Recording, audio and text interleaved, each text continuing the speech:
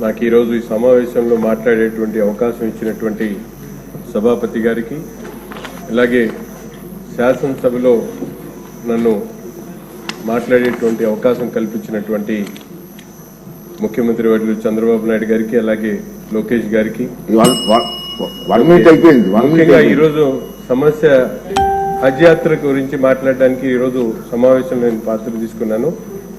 రాష్ట్రం నుండి దాదాపు 3,900 మంది హజ్ యాత్రకి వెళ్తా ఉంటే ఇప్పటికి కూడా తెలంగాణ నుంచి దాదాపు 2,400 మంది హజ్ యాత్రకు తెలంగాణ నుంచి వెళ్తా ఉన్నారు.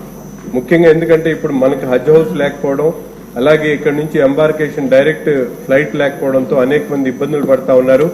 పోయిన సంవత్సరం వెళ్లినటువంటి హజ్ యాత్రికులకు ఏదైతే ఎయిర్ ఫేర్ కూడా దాదాపు ఇక్కడికి అక్కడికి ఒక 90,000 రూపాయలు ఎక్సెస్ అవుతా ఉంది.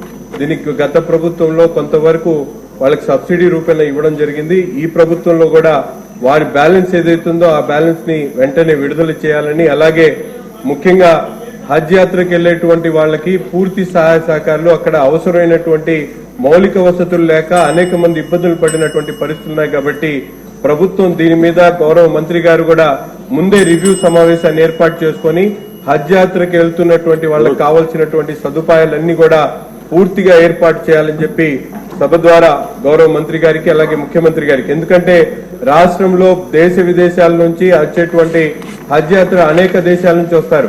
మన భారతదేశంలో ఉన్నటువంటి ఆంధ్రప్రదేశ్ లో గతంలో వేలాది మంది వెళ్తా ఉన్నారు. కాబట్టి వాళ్ళందరూ కూడా ఇక్కడే గన్నవరంలో ఒక హజ్ హౌస్ ని ఏర్పాటు చేయడంతో పాటు అక్కడి నుండి వెళ్లేటువంటి ప్రతి ఒక్కరికి కూడా మన ప్రభుత్వం అవసరమైనటువంటి సదుపాయాలు కల్పించేటువంటి దాంట్లో ఒక ప్రత్యేక దృష్టిని సారించాలని చెప్పి మీ ద్వారా సభను కూడా ముఖ్యమంత్రి గారిని, అలాగే గౌరవ మైనార్టీ శాఖ మంత్రి గారిని కోరుతా